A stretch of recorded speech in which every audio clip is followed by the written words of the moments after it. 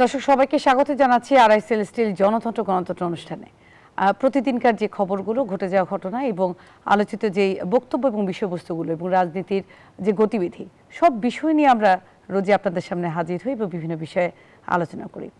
আজকে সারাদিনে যে ঘটনা সেটি মাথায় রেখে আমরা আজকের আলোচনার বিষয়বস্তু নির্ধারণ করেছি সরকারের নিরপেক্ষতা নিয়ে প্রশ্ন কেন। কারণ হচ্ছে বিভিন্ন জায়গায় জামাত যেমন অভিযোগ করেছেন, এনসিপি অভিযোগ করেছেন, বিএনপিও জুলাই সনদ এবং যে গণভোট বিভিন্ন ইস্যুতে এই যে অভিযোগগুলো এবং সাধারণ মানুষের যে চাওয়া, বিগত কয়েকদিন ধরে নিউজ 24-এ আপনারা প্রতিবেদন দেখে থাকতে পারবেন যে সাধারণ মানুষ তার ভাবনাগুলো জানিয়েছেন আমাদেরকে এবং সেখানে একই কথা উঠে এসেছে, তাদের আইনশৃঙ্খলা পরিস্থিতি, তাদের প্রতিদিনকার রোজকার যে অধিকার সেগুলো তারা বাস্তবায়ন দেখতে চায় এবং শান্তিতে সুষ্ঠু স্বাভাবিক জীবনে ফিরে আসতে চায় এবং এগুলো নিয়ে সরকারের প্রতি তাদের অনেক চাওয়া এবং আশা আকাঙ্ক্ষার কথা নিউজ 24-এর প্রতিবেদনও আপনারা দেখেছেন। আমরা আলোচনা করতে চাই এবং আজকের এই সমস্ত বিষয়ে আলোচনা করার জন্য আমাদের স্টুডিওতে উপস্থিত হয়েছেন সম্মানিত দুজন রাজনীতি বিশ্লেষক এবং অতিথি এবং রাজনীতিবিদও। প্রথমে শুভেচ্ছা জানাতে চাই, আমার ঠিক ডান দিকে রয়েছেন শামসুজ্জামান দুদু, ভাইস চেয়ারম্যান বিএনপির, আপনাকে স্বাগত জানাচ্ছি। আমাদের মাঝে উপস্থিত রয়েছেন অ্যাডভোকেট সুব্রত চৌধুরী, ভারপ্রাপ্ত সভাপতি গণফোরাম, আপনাকেও শুভেচ্ছা এবং স্বাগত জানাচ্ছি। আমরা যেমনটি আলোচনা করছিলাম যে আজকে জনাব তারেক রহমান উনিও বক্তব্য দিয়েছেন 7ই নভেম্বরকে সামনে রেখে যে আজকের বিএনপির একটি মিটিং হলো, সেখানে সরাসরি সংযুক্ত হয়ে উনি বলেছেন এবং একদম সরাসরি বলেছেন যে নির্বাচনে যেন বিএনপি জিততে না পারে এই জন্য বিভিন্ন দল এবং মহল থেকে ষড়যন্ত্র করা হচ্ছে এবং চাপ সৃষ্টি করা হচ্ছে। সেই সাথে আমরা যেমনটি জানি এবি পার্টির চেয়ারম্যান উনি আজকে একটি প্রতিক্রিয়া জানিয়েছেন। উনি বলেছেন যে অন্তর্বর্তী সরকার তার কোনো প্রিন্সিপাল পজিশন নেই, কারণ এক এক সময় এক এক ধরনের সিদ্ধান্ত আসছে বৈঠক এবং উপদেষ্টা মণ্ডলী যে বৈঠক সেখান থেকে। আমরা জানি যে জুলাই সনদের বাস্তবায়নে ঐক্যমত্য কমিশন যে দীর্ঘদিন ধরে আলোচনা করে আসছিলেন সেই জায়গাটাতে এবং তার বাস্তবায়ন নিয়ে নানা মহল নানাভাবে অভিযোগ করছেন। যেমন এনসিপিও বলছেন, যদিও তাদের আজকে শাপলা কলি বা প্রতীক নিয়ে যে অভিযোগটি সেটির একটি সুরাহা হয়েছে ইতোমধ্যে। আজকে যেমন তারা বিভিন্ন সামাজিক যোগাযোগ মাধ্যমে শাপলা ফুলের কলি নিয়ে ছবি দিচ্ছেন, গণসংযোগ করছেন এবং সাংবাদিকদের সাথে কথাও বলেছেন। এই সবগুলো বিষয় মাথায় রেখে আমি জনাব শামসুজ্জামান দুদু আপনাকে আলোচনা শুরু করতে চাই। আমার মূল প্রশ্নের জায়গা হচ্ছে সরকারকে যে অভিযোগ করা হচ্ছে এবং তাদের সরকারের বিভিন্ন কার্যকলাপের মধ্যে পক্ষপাত দেখা যাচ্ছে এবং তারা নিরপেক্ষ থাকতে পারছে না। ইসি বা নির্বাচনের সিদ্ধান্তে সুষ্ঠু নির্বাচন হবে তারা বলছেন, কিন্তু তাদের যে কার্যবিধি এবং যে তাদের যে পদক্ষেপ এটি নিয়ে শঙ্কা বা সন্দিহান কেন হলো? এই পক্ষপাত এটি করা যে অভিযোগ এটি কেন উঠলো? জি, আপনাকে ধন্যবাদ। সুপ্রদাকে এবং যারা দর্শক শ্রোতা আছেন শুভেচ্ছা। খুব মজার ঘটনা হচ্ছে এই, আমার কাছে মনে হয়েছে যে ডক্টর মোহাম্মদ ইউনূস সাহেব নিপাট ভদ্রলোক, দেশে এবং বিশ্বে তার একটা আলাদা পরিচয় আছে এবং তিনি মানে সবার কাছে একটা সুনামধারী ব্যক্তি হিসাবে পরিচিত এবং অনেকেই যখন শুরুর দিকে যখন তিনি ক্ষমতা অধিষ্ঠিত নিয়েছিলেন তখন কিন্তু সবাই মানে তাকে প্রশংসা করেছে এবং আশাবাদ ব্যক্ত করেছে। তাকে কিন্তু একবার 111-এ পরেও কেয়ারটেকার প্রধান হওয়ার জন্যে সেই সময় আহ্বান জানানো হয়েছিল।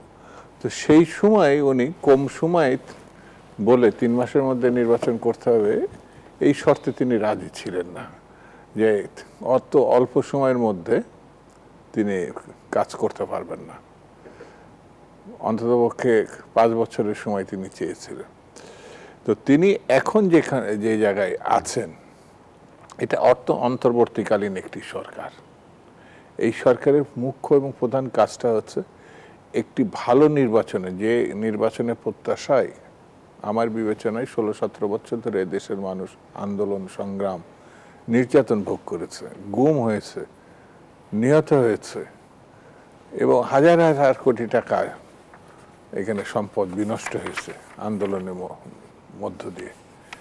আর গত 3 বছরে তো সীমাহীন লুটপাট এবং গণহত্যা চলেছে।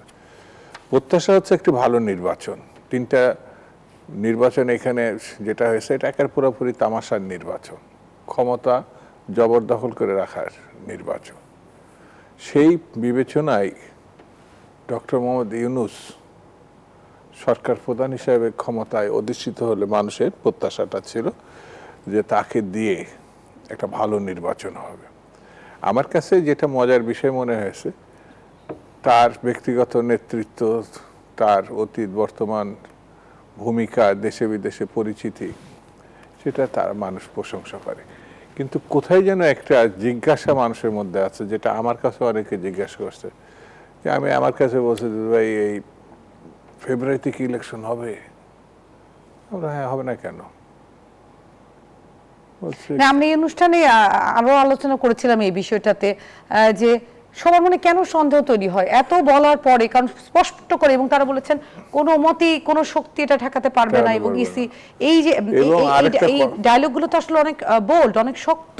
না না, তিনি এই কথা যেমন বলছেন যে ঐতিহাসিক নির্বাচন হবে, যে নির্বাচন হবে সেটা একটা ঐতিহাসিক নির্বাচন, এবং সরকার প্রতিশ্রুতিবদ্ধ, মানে ভালো নির্বাচনের প্রতিশ্রুতিবদ্ধ।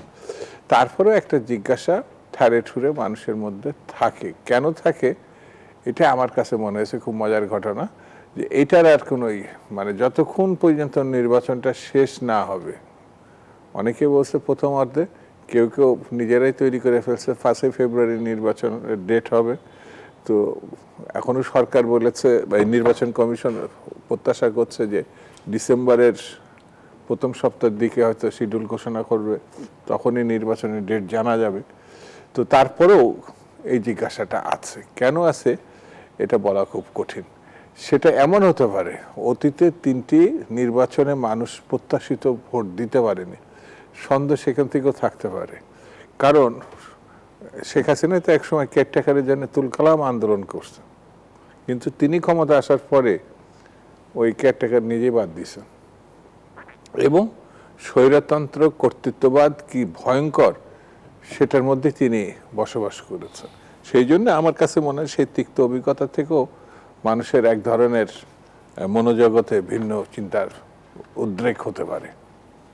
এটা অ্যাডভোকেট সুব্রত চৌধুরী, একই প্রশ্ন আপনার কাছে, আপনার মতামত। আমি একটু ভিন্ন মতে বলবো। জি অবশ্যই। আমি কিন্তু ফ্রম ডে 1 বলেছি বাংলাদেশে ফেব্রুয়ারি মাসে অবশ্যম্ভাবীভাবে নির্বাচন অনুষ্ঠিত হবে এবং সকল রাজনৈতিক দল অংশগ্রহণ করবে। যে যতই নেতিবাচক কথা বলুক, দিন শেষে সুরসুর করে চলে আসবে। গত এই 1 সপ্তাহ ধরে দেখছেন না কোথায় পিআর চলে গেল, কর্পূরের মতো হাওয়া হয়ে গেছে। আর এনসিপি সাহেবরা যেসব কথা বলেছিল আজকে কেমন সুর নরম হয়ে গেছে। ফেব্রুয়ারিতে নির্বাচন হতে পারে। আমরা চেয়েছিলাম শাপলা, দিয়েছে কলি, কলি নিয়েই আমরা আনন্দিত। আর সর্বশেষ তাহির সাহেব উনি বললেন বিএনপির কাছে আহ্বান জানাচ্ছি, আসেন আমরা আলোচনায় বসি। হ্যাঁ, এই প্রসঙ্গে অবশ্যই আমি আসতাম, আপনার মতামতটা নিয়ে আমি এই প্রসঙ্গে আসবো। আপনি হ্যাঁ, সুতরাং আমি যেভাবে জিনিসটা দেখছি, ইতিহাসের পরতে পরতে 15 মাস পরে জনাব তারেক রহমান আমাদের নেতা, তিনি একজন দূরদর্শী নেতা। তিনি কেন বলেন বারবার এসব কথাগুলো? জনগণকে সজাগ থাকার জন্য, নেতাকর্মীদের সজাগ থাকার জন্য। এবং অতীতে যেভাবে আমাদের সাথে প্রতারণা করেছে, 2018-তে শেখ হাসিনা যে প্রতারণাটা করলো, এটা বিশ্ববেহায়ার মতো। আমরা রিকনসিলিয়েশনের জন্য গেলাম যে একটা অন্তত নির্বাচনটা করেন শান্তিমতভাবে, জনগণকে একটু শান্তিতে রাখেন। উনি কথা দিল যে হ্যাঁ আমি বঙ্গবন্ধুর কন্যা, আমি কোনো অনিয়ম করব না, আপনারা আসেন। তা আমরা তো গেলাম, তারপর কি হলো? সুতরাং শেখ হাসিনা প্রতারণা করেছে বা অতীত এরশাদ সাহেব নানানভাবে প্রতারণা করেছে, এগুলো আমাদের তো ইতিহাসে আছে। কিন্তু এখন তো শেখ হাসিনার সরকার তো নাই, বা এরশাদের মতো কোনো সরকারও তো নাই। দুদু ভাই ঠিকই বলেছেন যে প্রফেসর ইউনূসের নেতৃত্বে এই সরকার গঠন করার মধ্য দিয়ে জনগণের মধ্যে একটা আস্থা এবং স্বস্তি আসছে। তবে আমরা বলেছিলাম যে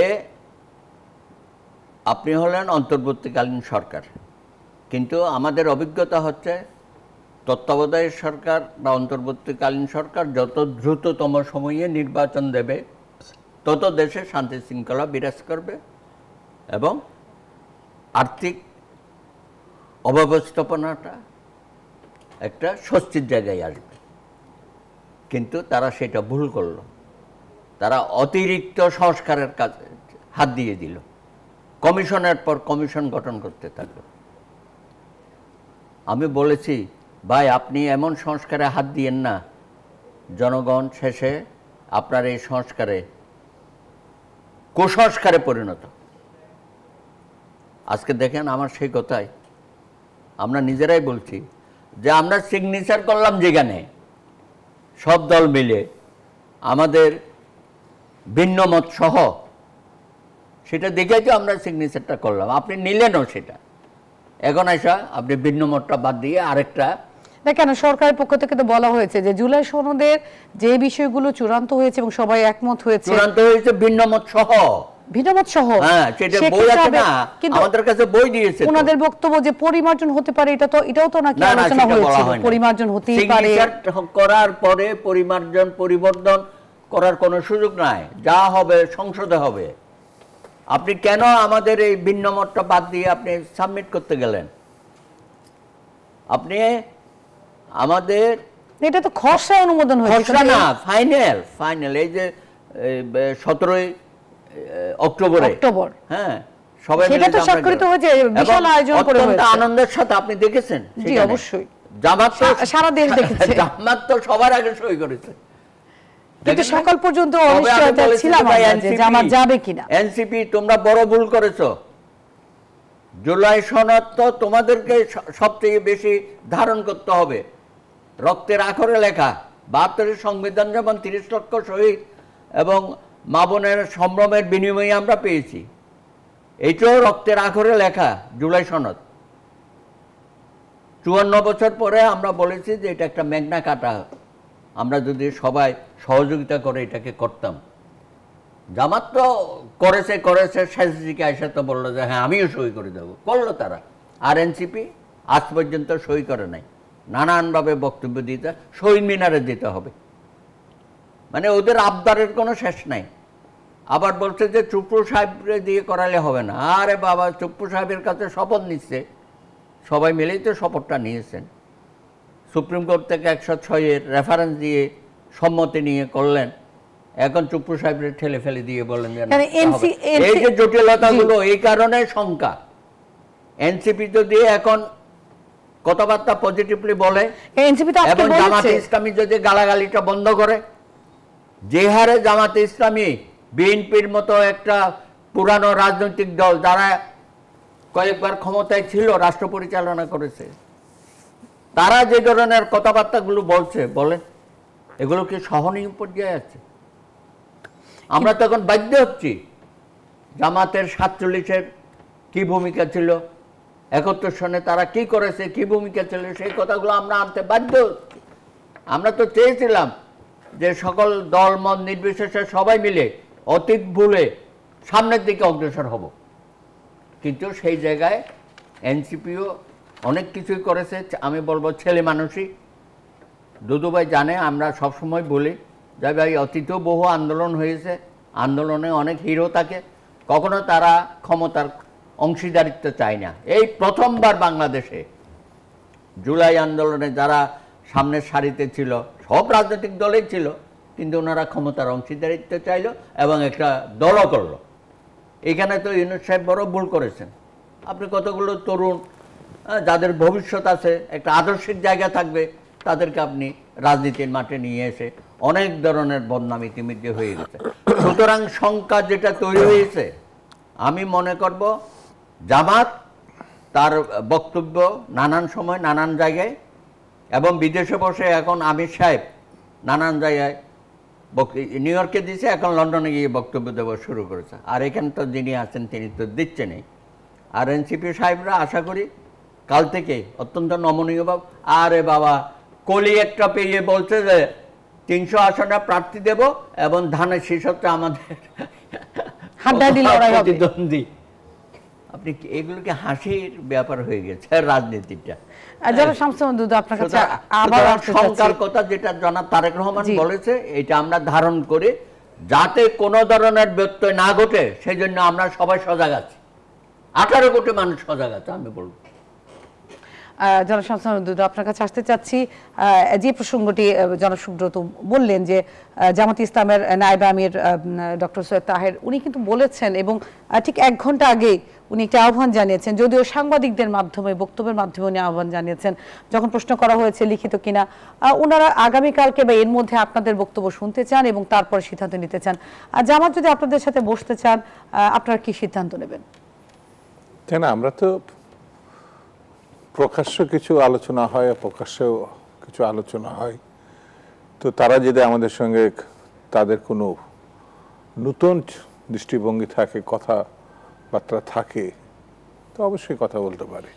কথা না বলার তো কিছু নেই। গণতন্ত্রের মূল স্পিরিটটা হচ্ছে পারস্পরিক সম্পর্ক রাখা, কথা লেনদেন হওয়া, বিষয়গুলো পরস্পরে জানা বোঝার চেষ্টা করা।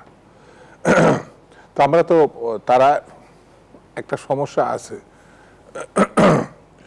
যেমন 71-এর কথা দাদা খুব সুন্দর করে উপস্থাপন করেছেন, 47-এর কথা উনি বলেছেন। সারা ব্রিটিশ বিরোধী আন্দোলনের সময় পাকিস্তান আন্দোলনে এত অঞ্চলে না, সারা ভারতবর্ষের মুসলিম জাতিগোষ্ঠীরা পাকিস্তান চাইছিল। তারা কিন্তু এটা চায় নাই, তারা ব্রিটিশের পক্ষ অবলম্বন করেছিল। ঠিক তেমনি 71-এর মুক্তিযুদ্ধের সময় মানে একটা কৃষক, কুলি, মজুর যাদের সঙ্গে লেখাপড়ার সম্পর্ক খুব দূরতম জায়গায়, তারা পর্যন্ত নিশ্চিত অস্ত্র ধরে মুক্তিযুদ্ধে অংশগ্রহণ করেছে, পাকিস্তান থাকবে না। পাকিস্তান কিন্তু প্রতিষ্ঠাই করেছিল এতটা অঞ্চলের মানুষ বাঙালি মুসলমানদের সমর্থনে। 47% এই বাঙালি একক সংখ্যাগোষ্ঠী ছিল। আর ওয়েস্ট পাকিস্তানে যারা দাবি করে তারা কেউ বালুচ, কেউ পাঠান, কারো সিন্ধি, এইসব বিভক্ত ছিল। একক সংখ্যাগরিষ্ঠ মুসলিম বাঙালি। তো সেই বাঙালির মধ্যে 71-এর দ্বিধাদ্বন্দ্ব ছিল না, ছিল একটা দলের, সেটা হচ্ছে জামাত ইসলাম। বললে এখন তারা খুব অখুশি হয় এবং স্পষ্ট করে, যেমন যারা ইসলামপন্থী রাজনীতি দল করে, যেমন আমি মুসলমান, প্রতিনিয়ত আমরা নামাজ পড়ি, আল্লাহর কাছে দোয়া করি, মাপ ক্ষমা চাই যে আল্লাহ আমি বুঝে করি অবুঝে করি, আমার তুমি মাফ করো। মাপ চাওয়াটা আমার ধর্মে, আর আল্লাহ বসেই আছেন তার বান্দাকে মাফ করার জন্য। কিন্তু স্পষ্ট করে এই কয়দিন আগে এমন এক জটিলতা সৃষ্টি করে ক্ষমা চাইলেন যে 47 সাল থেকে এ পর্যন্ত আমরা যে ভুল যদি করে থাকি, কি শিশুসুলভ আচরণ। জনাব শামসুল দুদু আপনাকে আপনার কাছে ইনফরমেশনটা আছে কিনা, আমি জাস্ট একটা ইনফরমেশনই দিতে চাচ্ছি। এই মুহূর্তে খুলনায় বিএনপি অফিসে একটি গুলি বোমার হামলা হয়েছে। আমি জানি না, আপনি এইমাত্র পাওয়া খবরে আমাদের এটা এসেছে, আপনি জানেন কিনা। তো এখন কিন্তু যে সংখ্যাটি ছিল যে ডিসেম্বর নাগাদ বা নভেম্বরের পরে হামলার ঘটনা বা একটা সংঘাতের দিকে যাচ্ছে কিনা, এই আশঙ্কাটি আমরা কিন্তু প্রতিনিয়ত আলোচনা করে যাচ্ছি। এই মুহূর্তে এই ব্যাপারটাকে কিভাবে দেখবেন? আমার হাতে যদিও বিরতির সময় চলে এসেছে, আমি আপনার কাছে জানতে চাই, আমার মনে হয় আপনি এখনো পাননি খবর। আমি ওই নিউজটা পাইনি। হ্যাঁ, এই মুহূর্তে খুলনায় আপনাদের বিএনপির অফিসে একটি গুলি। আমি একটা বিরতি থেকে এসে আমি বিশদ আলোচনা করতে যাচ্ছি। দর্শক, আপনারা দেখছেন RICL জনতন্ত্র গণতন্ত্র, আমরা আলোচনা করছি, বিরতি নিচ্ছি, একটা বিরতি পরে এসে আবার আলোচনায় নামবো।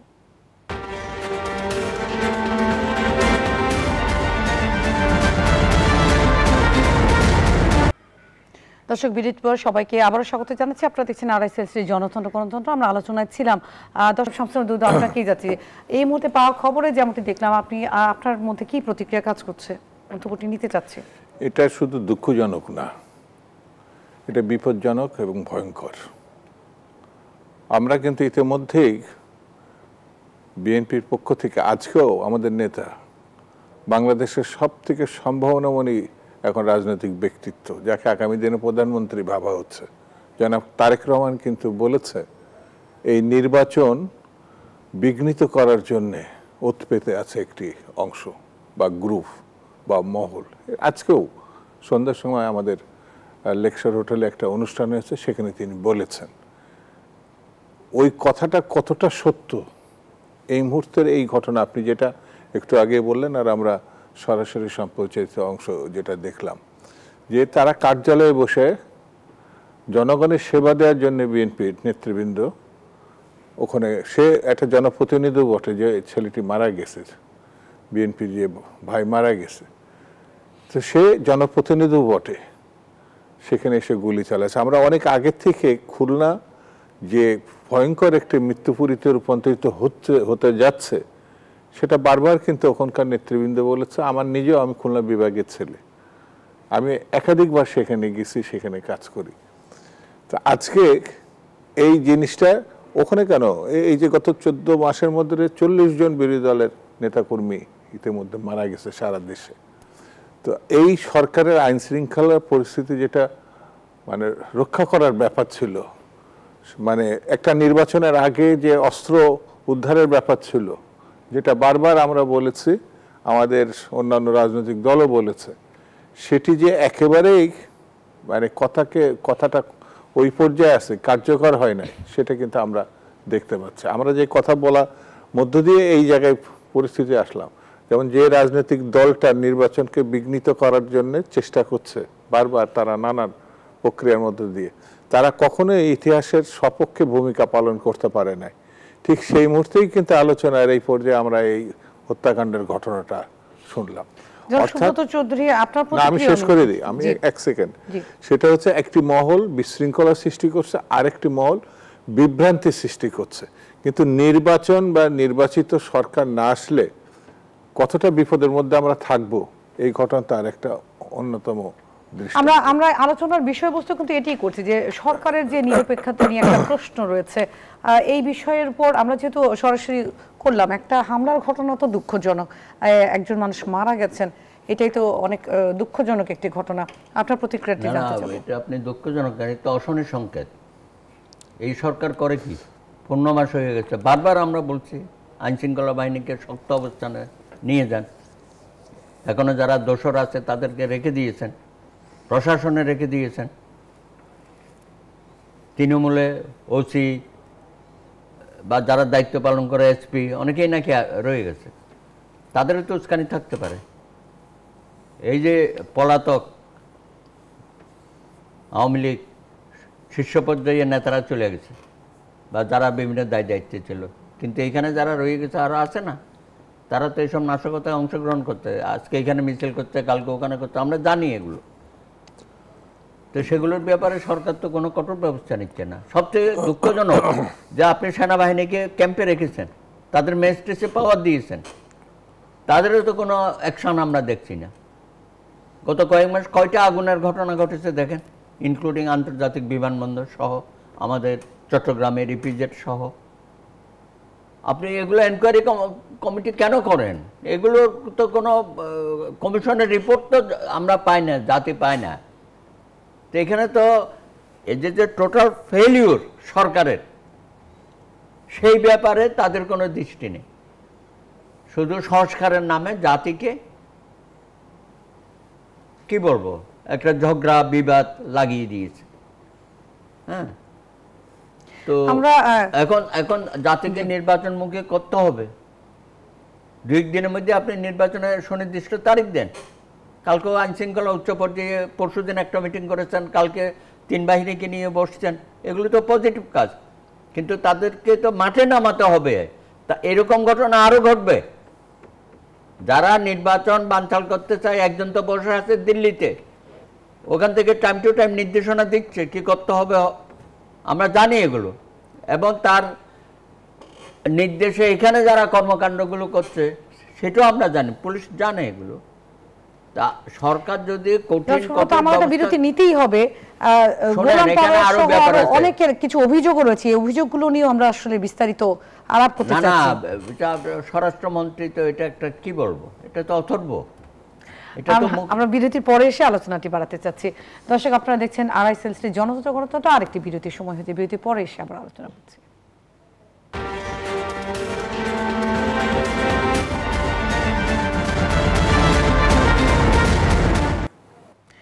দর্শক, বিরতির পর সবাইকে আবারও স্বাগত জানাচ্ছি আরআইএসএল স্টিল জনতন্ত্র গণতন্ত্র অনুষ্ঠানে। আমরা সরাসরি প্রশ্ন করতে যাচ্ছি শামসুজ্জামান দুদু, আমরা দুঃখ প্রকাশ করেছি, সবই ঠিক আছে, আমরা আলোচনা করছিলাম সরকারের এই যে এর মধ্যে তারা এত উদ্যোগ নিচ্ছেন, গত সপ্তাহে আলোচনা করে 3 বাহিনীকে দায়িত্ব দিয়েছেন, তারপরেও তাদেরকে পক্ষপাত করছেন এমন ভাবছেন কেন? অথবা আইন শৃঙ্খলা পরিস্থিতির এই অবনতি নিয়ে একটু ঢিলামি দেখছেন কিনা সরকারের? একটু না, পুরোটাই ঢিলামি, পুরোটাই। 40 জন, আমি তো বললাম এটা পত্রিকাতে এসছে। আজকে তো আমরা এই অনুষ্ঠান করতে করতে কি হৃদয় বিদারক যে ঘটনাটা আমরা সাক্ষী হলাম সরাসরি। এখন এই স্বরাষ্ট্রমন্ত্রীর উচিত হচ্ছে এরকম ব্যর্থ একজন স্বরাষ্ট্রমন্ত্রী পদত্যাগ করে চলে যাওয়া।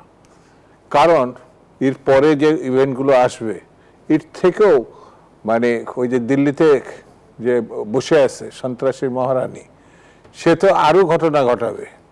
তো এখন শান্তিপূর্ণ থাকা অবস্থায় যদি এরকমভাবে বিরোধী দলের নেতাকর্মী, বিএনপির একজন কর্মী নেতা মারা যায়, 3 জন আহত হয়েছে, হয়তো কালকে শুনবো আরও অন্য ধরনের ঘটনা।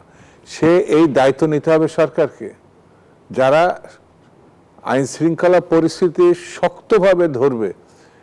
এত উদারভাবে বসে রয়েছে, অথচ মানে একটা অস্ত্র উদ্ধার হয় নাই।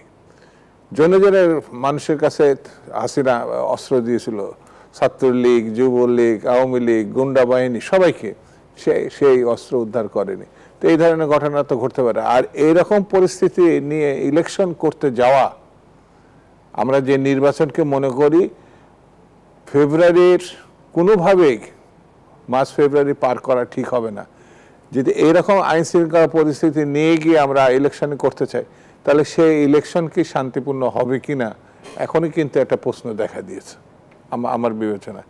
সেই জন্যে এখনও আমি অনুরোধ করি সরকারকে, তো আমরা সাপোর্ট করছি, আমরা বিএনপির পক্ষ থেকে আগাগোড়া এই সরকারের সমর্থন দিয়ে যাচ্ছে, কিন্তু সরকার এই সমর্থনটা নিয়ে যদি কার্যকর ভূমিকা পালন করতে ব্যর্থ হয়, এটা হবে সবথেকে দুঃখজনক। এটা আমাদের জন্য হবে, দেশের জন্য, দেশটা রক্ষা করার জন্য, এখন স্বাধীনতা আমাদের রক্ষা করার জন্য আমাদের চতুর্দিকে যেসব শক্তি, যে শক্তি কালো শক্তি, সেই শক্তিকে ছোট করে ভাবা ঠিক হবে না। এটা আমরা সরকারকে একাধিকবার বলেছি, আবার এই অনুষ্ঠান থেকেও বলছি।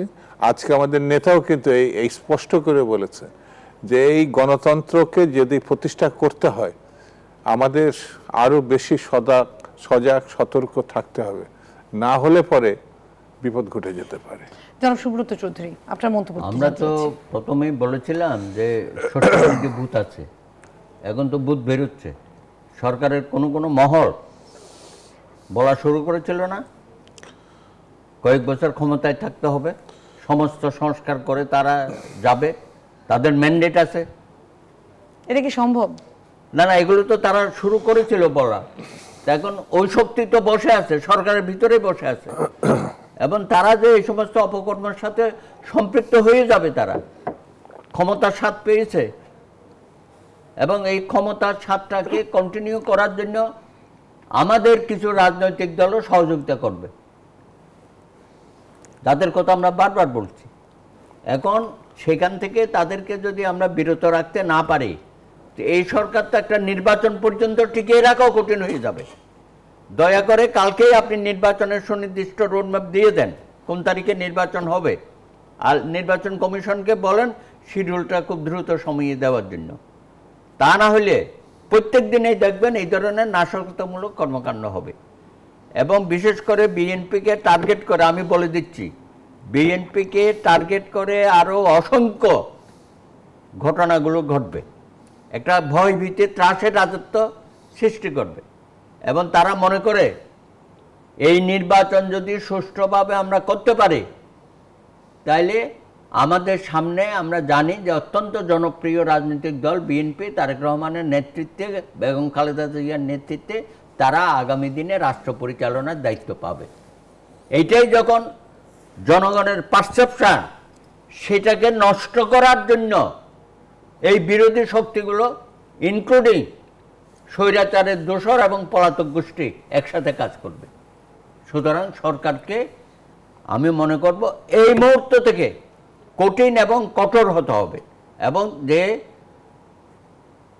ওয়াদা তিনি জাতিকে দিয়েছেন যে ফেব্রুয়ারির মধ্যেই নির্বাচন হবে এবং গণভোট এবং নির্বাচন একসাথে হবে, সেটা যেন আগামীকালকেই আমরা এই ঘোষণাটা পাই, যাতে সারা দেশে একটা শান্তিপূর্ণ বিরাজ করবে এবং আইনশৃঙ্খলা বাহিনী মাঠে শক্ত অবস্থান নিয়ে দাঁড়াবে, সঙ্গে সেনাবাহিনী সহ।